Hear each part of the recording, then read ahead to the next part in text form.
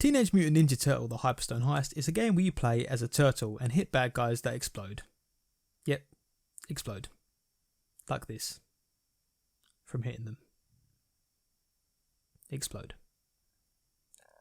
Also, during my childhood, I could have sworn I grew up calling them the Teenage Mutant Hero Turtles, but as I got older, I just thought that I'd remembered it wrong. So before playing this game, I did some highly intense, in-depth research.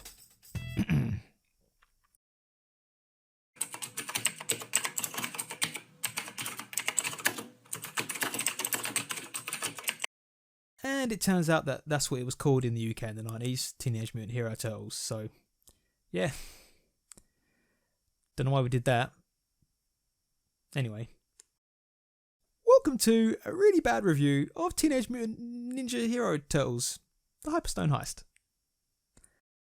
Now, in the past, at the beginning of a lot of my videos, I've been like, oh, this review won't be long, blah, blah, blah, blah, blah. And then it always inevitably ends up being the best part of 10 minutes. Well, this one isn't long, I can promise you that. And why, you most definitely didn't ask. Well, because the game literally took me just over an hour to complete. With that in mind, let's get into this. Normally I'd spend some time reviewing the story, but it's a 16-bit game based on a cartoon franchise. It basically doesn't have one, it's just a cartoon in a game. Let's see. So you got something about Shredder, and then stuff, and New York is gone, and bam, straight into the game. It's whatever. Anyway, so you get to pick from one of the 4 characters. If you didn't know, there's 4 turtles. 4 characters, 4 turtles. I don't know why you wouldn't know that. Yeah. Let's hit stuff.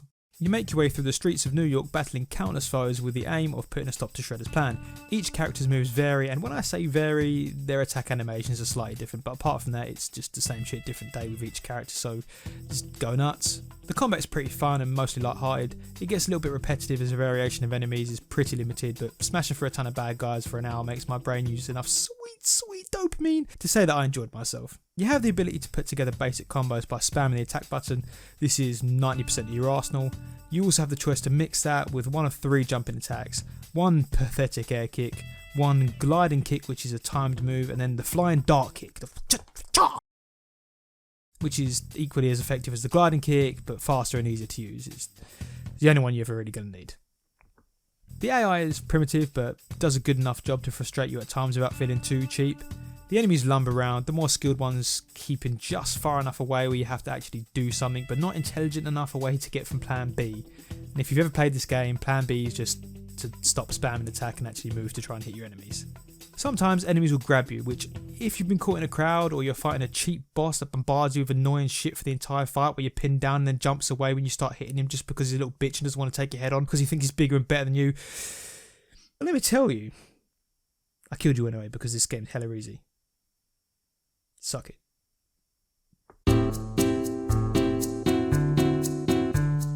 It's 16-bit. It looks like a 16-bit game. It's alright for its time, nothing amazing. You do get this option in the settings to switch between anime and comic, which I never actually looked into. I played an anime because that was a default, but now I'm intrigued and wonder what the comic style looks like. Let me just hold on a second. Hold on. It does actually look a little bit better. The saturation is toned down a bit and the shadows and the character sprites are a bit deeper and more noticeable. The other style was burning out my retinas, which is, you know, not great, so this is a nice break. And wait a minute, the characters aren't all the same. How have I just noticed how much faster Raphael is? What the fuck? I was stuck with these other suckers during my first playthrough and I've got Speedy Gonzalez over here darting around the screen wiping out these dudes in seconds. Well, I was wrong earlier about my review on the character moves, but I've written the script now, so not going to go back and change it. Pause. Clear throat awkwardly. Oh, no. Was actually meant to do that and not read it. Actually clears throat awkwardly. Oh, no, did it again. You also have a nice set of animations to keep in line with the style of the franchise and keep things fresh. Rather than simply reacting to getting hit, you can sometimes stumble backwards, you can be squished, you can be electrocuted, and these are all kind of in a very slapstick way. Just a nice bit of icing on the cake. If you fall down a drain, you also get this little quirky message, which, you know, is a nice touch to add to the comic booky vibes. And that about covers that. It's the whole game, I'm pretty sure. See, I told you it's short. script is only 880 words so far. Actually, that's kind of concerning. I should probably at least get to about 1,000. What else can I... Yeah, of course, the review score. It's I haven't made a video in a while. Anyway. The story!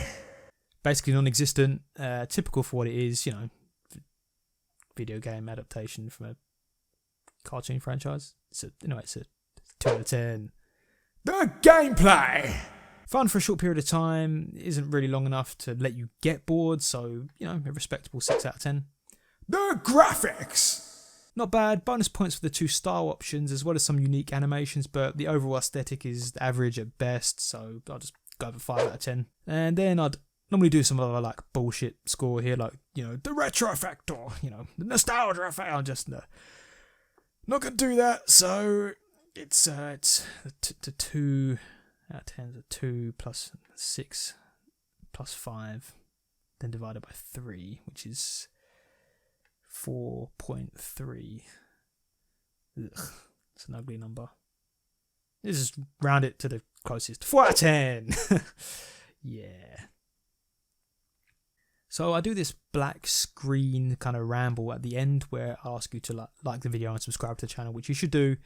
And normally I would also ask you to follow my socials, but I don't use Twitter because it's dead. And I'd like to say that I'll be uploading again soon, but just look at my last upload date. Let's not get too ahead of ourselves. Yeah. Thanks. 1,062 words. Suck it.